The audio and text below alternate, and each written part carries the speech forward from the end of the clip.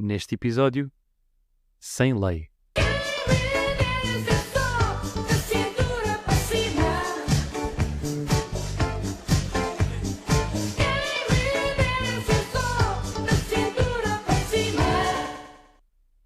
Este foi um dos temas que talvez me tenha gostado mais a pensar, por ser uma realidade que se possa aproximar daquilo que é a nossa agora.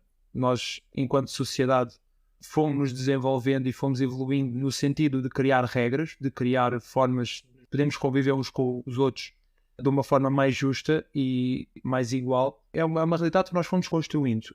A não existência de leis é algo que não está assim tão longe de uma possibilidade que pudesse ocorrer. E, portanto, foi algo que me custou bastante de imaginar por ser uma realidade tão próxima.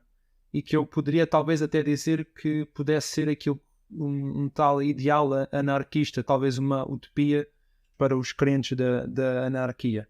Mas aquilo que eu concluí e que me fez pensar em primeiro lugar foi, não existindo leis em todo o planeta, se inicialmente nós veríamos um desenvolvimento da sociedade caótico, ou se existiria dentro de cada indivíduo uma responsabilidade para com a justiça.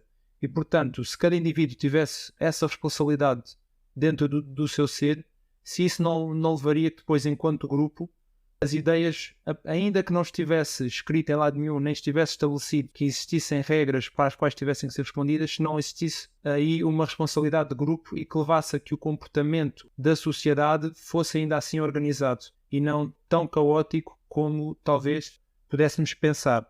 Porque existiriam, ainda que não houvessem leis, valores morais e comportamentos que fossem praticados nessa direção. Eu concordo contigo, porque quando eu pensei também distingui aqui um bocadinho de leis de regras. Portanto, nós hoje em dia temos leis, mas se elas não existissem, continuariam a existir regras. Temos a moralidade, como falaste, a moralidade continuaria a existir. Nós não matamos, não por não ser ilegal matar, mas porque vai contra os nossos valores, vai contra a nossa educação. Eu creio que se não existissem leis, não haveria muita coisa que eu fizesse diferente e creio que para a maioria das pessoas seria igual. Até porque, ao fazermos algo que hoje em dia seria proibido, nós acabaríamos também por tentar escondê-lo, como esconderíamos hoje, porque haveria essa pressão social e haveria essa tal responsabilidade de grupo que falavas. Relativamente àquilo que referiste, acho que estamos longe de chegar a esse ponto, e se eu tivesse de apostar, até apostaria que nos próximos 1000 anos não existiria uma sociedade assim, apenas porque estamos sempre a criar coisas novas, estamos sempre a experimentar coisas novas e há sempre uma necessidade de regular tudo e de tentar que tudo abranda um pouco, de modo a não criar instabilidade. É engraçado tu falares nisso, porque eu tinha pensado também que uma das formas que me ajudou a pensar neste tema foi agarrar numa sociedade mais primitiva, pensar no início dos tempos, apesar de mesmo aí existirem as tais regras e já acredito alguns valores morais, mas não estando as coisas bem estabelecidas, já existiria de certeza alguém que tivesse que responder com algum ato, mas ainda assim trazer uma sociedade mais primitiva à luz dos tempos modernos, em que, como tu dizes, está tudo regulado, seria uma experiência interessante de fazer e perceber, lá está, até que ponto é que as leis de facto ditam qual o comportamento da sociedade e do indivíduo, ou se de facto o indivíduo tem esse comportamento devido aos seus princípios e as leis apenas servem como uma aba e, em casos excepcionais, como forma de punir e de castigar, ou nos comportamentos normais é simplesmente a regularidade. Isso levou-me a outro sítio, que foi pensar nesta sociedade sem regras, ainda que cada indivíduo, tal como tu, eu também penso que faria praticamente tudo igual, mas quando houvesse uma ação, como vamos usar o exemplo de um homicídio, como é que numa sociedade sem regras, ainda que cada indivíduo se comporte segundo a sua moralidade, quando aparece um que não tem essa moralidade no seu íntimo, como é que depois o todo pode responder ou pode lidar com uma situação dessas sem que esse indivíduo continue a perpetuar ações do género? E isso leva também a um ponto que eu tinha pensado, que foi, as pessoas que cometessem aquilo a que hoje chamamos de crimes poderiam ser impunes ou, admitindo a existência de um Estado, apesar dele não ter leis, poderíamos ser punidos sem qualquer regra. Ou seja, o Estado escolheria a tua punição sem haver previamente a lei escrita. aí não existiria qualquer interesse em proteger as garantias de alguém que fosse acusado, não teríamos os nossos direitos nem os nossos deveres definidos e poderia criar situações de injustiça, porque o mesmo crime poderia levar a que duas pessoas diferentes tivessem condenações muito diferentes, eliminando assim um bocadinho o princípio da igualdade.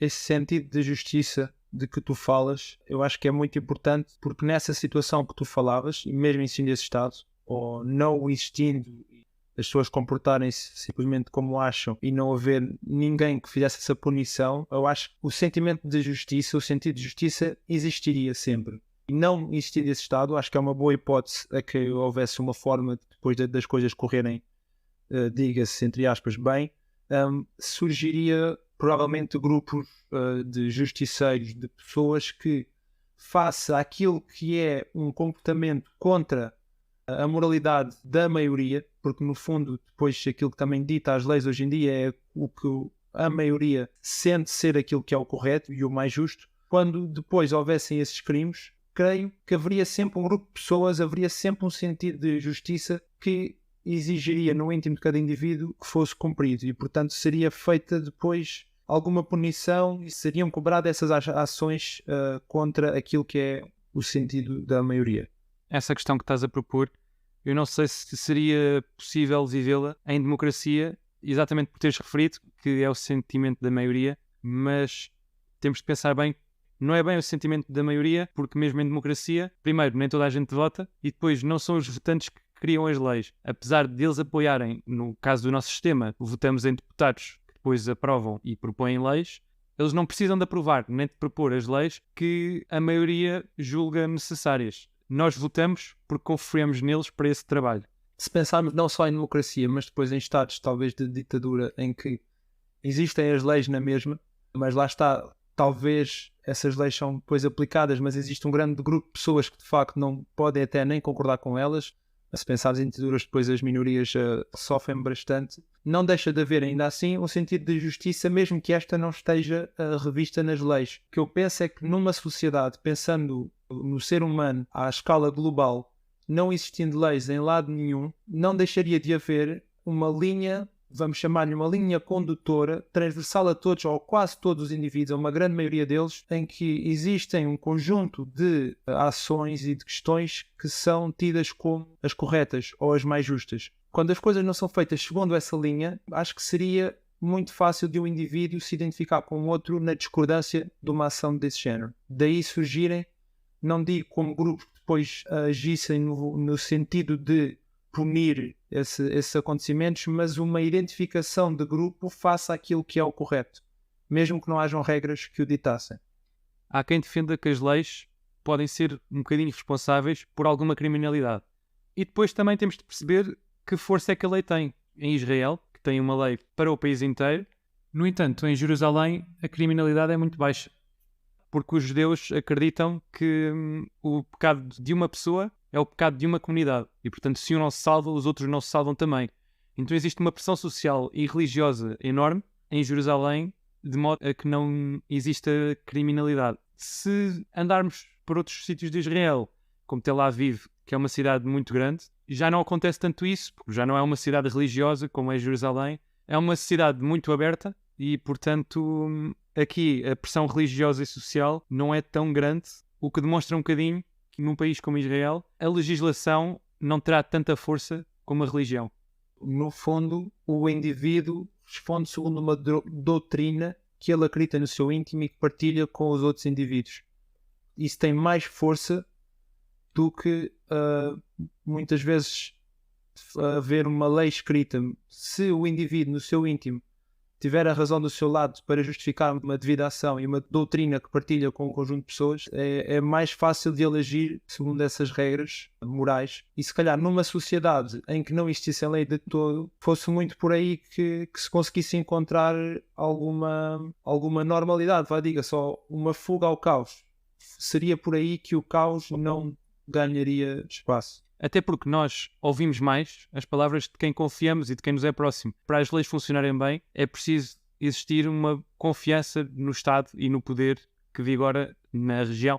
Agora, noutra linha que eu tinha aqui apontado e gostava de partilhar contigo perceber o que é que tu pensavas. Lembrei-me de uma coisa muito simples na existência de leis e de regras escritas na condução. Nós temos os sinais, os stops que ditam as paragens, temos os semáforos, e eu penso na condução, talvez também olhando à responsabilidade do indivíduo, como é que isto funcionaria depois, não existindo estas regras que dizem aqui tens que parar, como é que o indivíduo depois aí, vamos pensar em situações depois de stress, em que já vai em atraso, que vai mal disposto. E como é que isto funcionaria depois quando toda a gente, neste momento, chega a um entroncamento ou uma interseção, uma rotunda, sem leis, sem regras, como é que isto poderia decorrer de forma natural?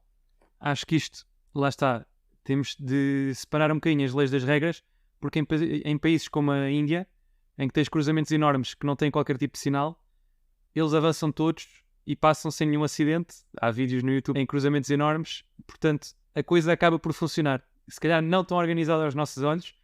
Eu, com a minha educação, com as minhas vivências e com a minha experiência de condução, não conseguiria, se calhar, atravessar um desses cruzamentos na Índia e, portanto, acho que é um bocadinho cultural, mas a verdade é que lá funciona. Tenho quase certeza que também teria muita dificuldade em atravessar um cruzamento desses, sendo de carro ou a pé, muito honestamente, porque eu já vi esses vídeos e, por muito incríveis que pareçam, são um pouco assustadores para mim.